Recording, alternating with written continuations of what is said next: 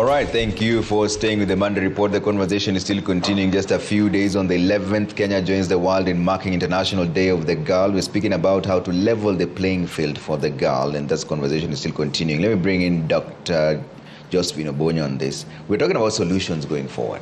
What do you think needs to be done now to really level the playing field for the girl child? Okay, thank you very much. Now, one thing is for sure, as the State Department for Gender and Affirmative Action and the government through the State Department, we are actually already putting the solutions in place. The solutions are in place, and ours is to ensure that, as part of our mandate, is that we ensure that these solutions are implemented. Now, this is through policies that have been put in place, because what has come out, especially from the audience, is issues such as teenage pregnancy and what happens about them. So we are working both around prevention and also, once it happens, then which way forward. And therefore, as a government and through the State Department also is ensured that, one, there's policies around issues of, that ensure that girls have education around sexual and reproductive issues, because education is power, information is power, so that they have that information so that it can help to prevent.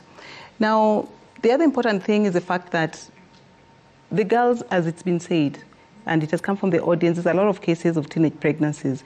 And in many instances, once a girl falls pregnant, then chances of continuing with education is very minimal. And for that reason, of course, there's the program that ensures that girls are able to go back to school and complete their education without being discriminated against. So with such clear guidelines from government, then it becomes easier for the girls to pursue their education. And many will attest, especially the older generation, that once upon a time, pregnancy meant that is the end of education, which is not the case right now. And of course, also the issues around the pregnancy itself. For an adult, it's that difficult, carrying pregnancy to term. How about for a young girl? And for that reason, also, the government has a program on Linda Mama, which ensures that both the prenatal and postnatal issues are taken care of, and it includes the girls. And the Social Health Authority, and previously NHIF, ensures that girls can be able to be taken care of when they're pregnant, because it's very difficult for them. Right. But besides that, most importantly, issues of socio-economic empowerment have also come out, because issues of period poverty, a lot of issues to do with sexual violence also are related to disempowerment economically. And for that reason, as a State Department, we have a department that is set aside strictly to look at issues around socioeconomic empowerment of women and girls. Besides that, also, we have the National Government Affirmative Action Fund, GAF, which not only promotes socioeconomic empowerment for women, but also for girls, and ensures also vulnerable girls are able to stay in school. Okay. Now, besides that, also, we have the Women Enterprise Fund, because one thing is for sure, that just like has been mentioned by the male champions, that when the women are empowered, they've realized the empowerment of women and girls then ensures the entire community is empowered. And for that reason, the Women Enterprise Fund is a fund, again, this is a saga within the State Department for Gender that provides financial support for women for startup capital and also to expand their businesses. Okay. And it targets that very micro businesswoman. Okay. And for that reason, then, this ensures that women are not only lifted out of poverty, but at the same time it ensures that these women are able to take care of their families, and more so, the girls. Then they're protected, because if a mother has money, then the issue of sanitary doesn't become an issue. If a family is endowed financially, and particularly the mother can be able to access financial services and do some business, then you'll find that it takes care, it's a multiplier effect, a ripple effect. It takes care of a lot of these issues that have been raised here as the challenges that girls face. Okay. And therefore, as a government, and particularly through the State Department for Gender and Affirmative Action, we already have plans in place. They already have policies in place, and we already have programs in place to ensure that this happens. Okay. And what is most important is just ensuring that implementation takes place accordingly. Thank you. Lorraine, what are the solutions going forward? Before I open the floor for quick reactions, just 1 minute each, and then I'll come to all of you to give us that one message that you'd like to send to the girl child out today.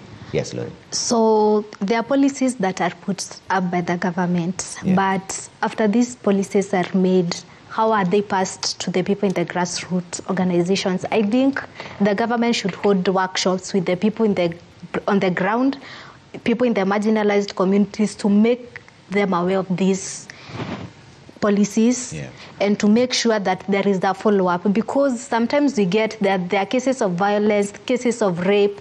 There are policies that are put in place to defend the girl child, but many times parents and people in the community choose to settle them at the family level. Again, as much as we are addressing the period poverty, we are talking about distributing pads in school, but I think period comes with a lot of things. The moods, the cramps, the whatever. And most of the times we are just giving out pads. There is no education of how about to go about all these things when the time comes. Then I think when also these policies are made, I would like to know, is there a youth of maybe age 15 to 24 who are involved in the policy making? Because sometimes people in the government, the adults, are making policies on what they think is best for the youths, but sometimes it is not best for the youths. Maybe look for people at every age and involve them when making these policies so that we can be able to take care of everyone in this space. All right. Thank you so much. Let me bring in Emmanuel on this. Emmanuel is the male champion for Plan International Young Health Program. Explain to us what that is, and also you can tell us about mental well-being, especially mental health. I think Precious had mentioned it earlier on. Yeah. Thank you so much. Thank you so much, Trevor. My name is Agweni Emmanuel, a peer educator with the Plan International, and also a male champion and Enable Her program with Plan International as well. So Young Health Program is a holistic program that is a global initiative that is implemented by Plan International, and we focus on creation of awareness on non-communicable diseases to the community. And so linking this to girls' crisis just a little bit, I'd want to reiterate on what Precious had touched on before. That is, we have a Mathare Breweries Limited.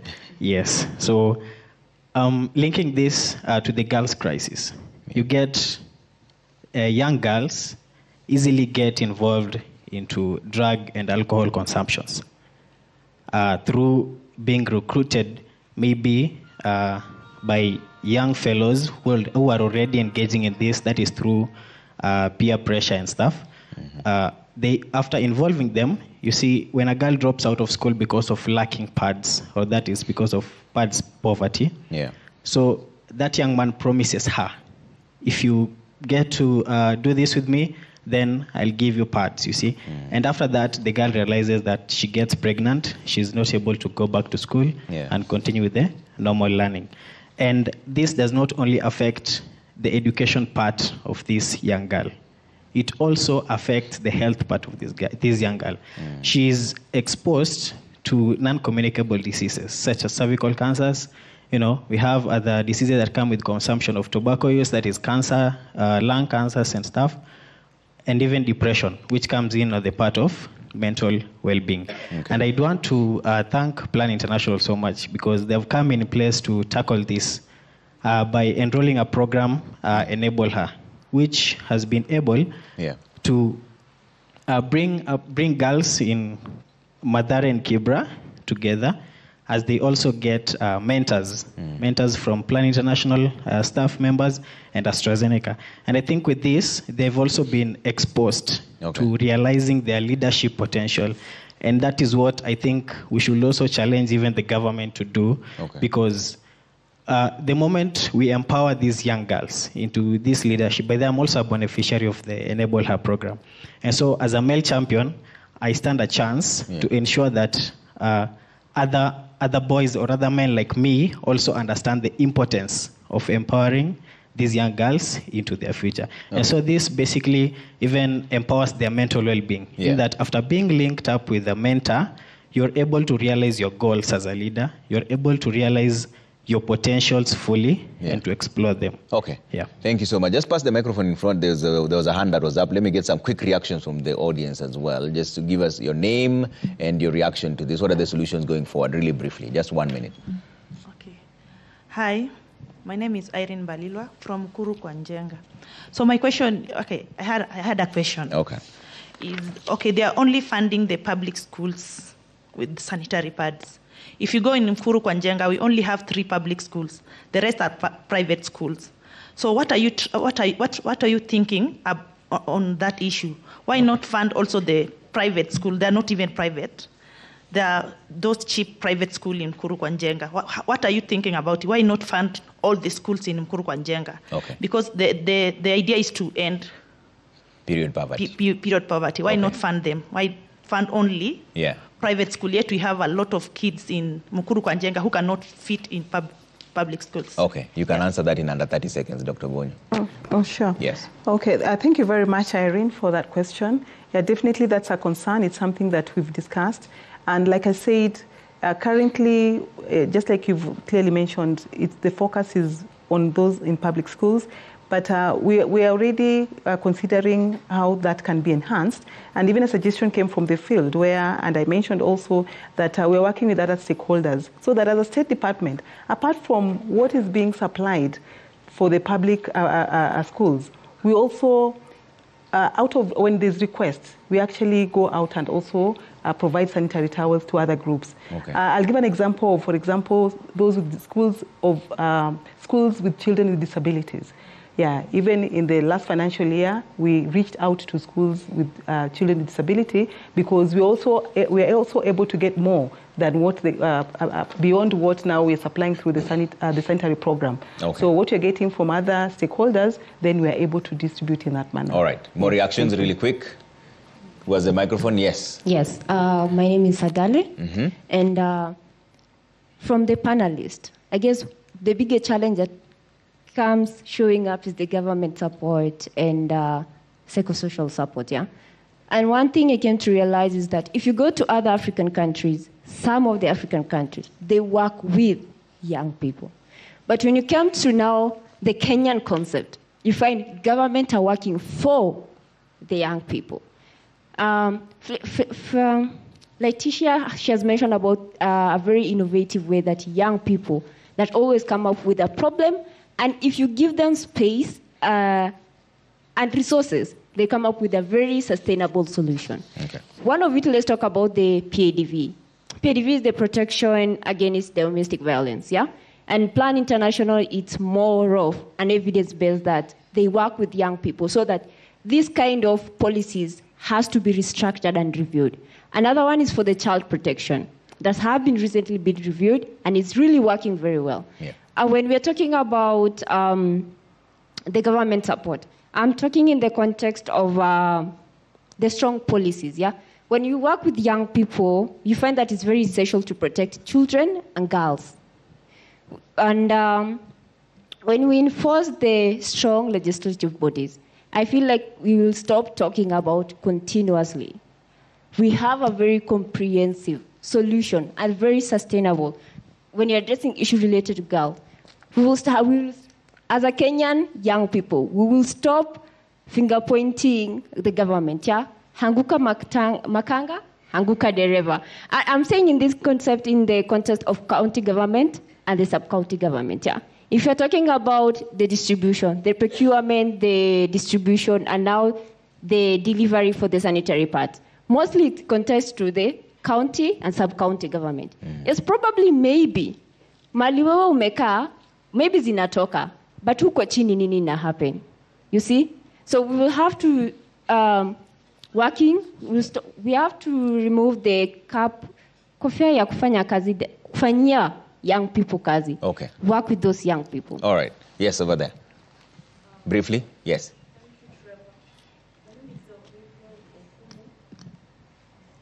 Okay. As you work on that, is the other, okay, the other side? Yes. My name is Vivian Okumu from the Safe and Inclusive Cities Project in Kibera, and also a young girl vying for an elective seat in Kibera constituency 2027. Mine is just to say, for a very long time, women have been objectified. Yet we really have good women out here, women of substance that we can really look up to. My solution is just to, it is upon us that we affirm the affirmative action to create spaces for more women and to be specific, young women and older women. Okay. Thank you. Thank you very much, and all the best in 2027. Let's bring it to the final farthest end. Is there a microphone over there? Okay. As we wait for a microphone to get to that end so that at least we balance it. Yes, you have the microphone already. Yes, thank you. My name is Janet Dete, and I'm from the She Leads project by Plan International. On the social economic aspect, I just wondered why in Africa there are a lot of, there's a higher number of women that are leading in the small enterprises, the small businesses, compared to men. But when it comes to the big founders, the big companies, there are a lot of men leading there in that sector compared to women. This shows that women have not been given the enough spaces, enough funding, and also enough networks to compete with the men and become big female founders. Okay. So I will just urge the government and the people at large to embrace the young female founders by giving them networks and listening to them and their innovative ideas to solve different solutions. Thank you. Thank you so much. Let's take a final remark from the other side because we're running out of time here. It's almost midnight. Is there a microphone on that side? Kindly pass the microphone to that side. But now that you have it, it's fine. Go ahead. Hi, everyone. Yeah. I'm Latifa Angoi, Girls and Young Women representative from the She Leads project in Mathare, which is a project whose main objective is to ensure that we have participation of girls and young women in leadership spaces. So my question is, I have a question. Yeah. It is in regard to what Hadale had mentioned before, and she had mentioned that we have a lot of policies that are in place which are there to ensure that we have safety of women and we have girls and young women living in dignity. But what are the feedback mechanisms that the government is using to ensure that these policies are really working? Isikuwe ni kama venye sahi ametuuliza story ya pads and we were like, hiyo ni kitu yenye tujaisikia. So ina happen with a lot of policies that are in place. What are the feedback mechanisms that are there to ensure that everything is being implemented? She'll address that. But now that you have the microphone, kindly give it to George here to give us the final remarks. George is right in front of you here. Yes, George, give us, what is our take home now? On the other side, data binguni sisi wote tutaenda. So this is it. Yes, sir. Okay, thank you. Our take home, I would like to echo what the young people are saying. One of our advocacy issue is participation of children. Yeah. Like if we meaningfully encourage them and allow them to participate in major processes, let's look at the national budgeting processes, the budgeting at the county processes.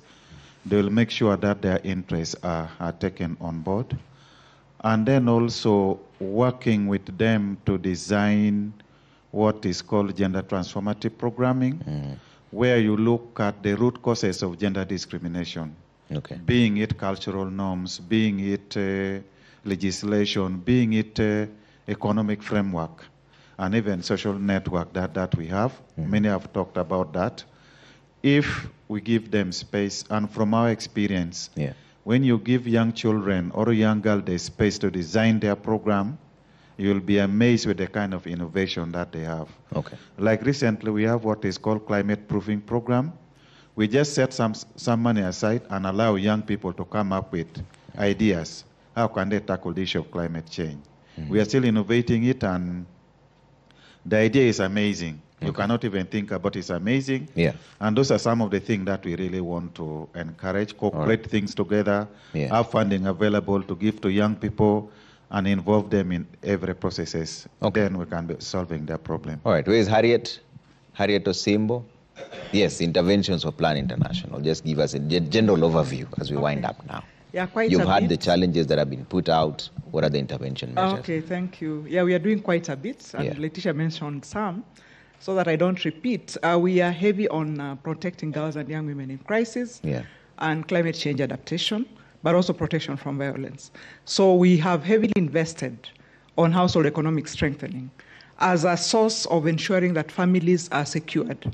Families that are economically empowered for sure will raise a family that is stable and ensure that children thrive in their future. We are keeping girls in school through our education scholarship program. We are keeping many girls in school, over 500 girls in school, and that is also one sure way of securing a future.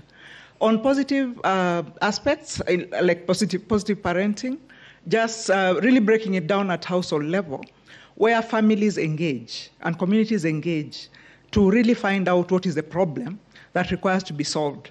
Young people talking to the older generation and the older generation giving feedback to the young people so that then they're able to identify how they can work together and address the gender-based violence aspects.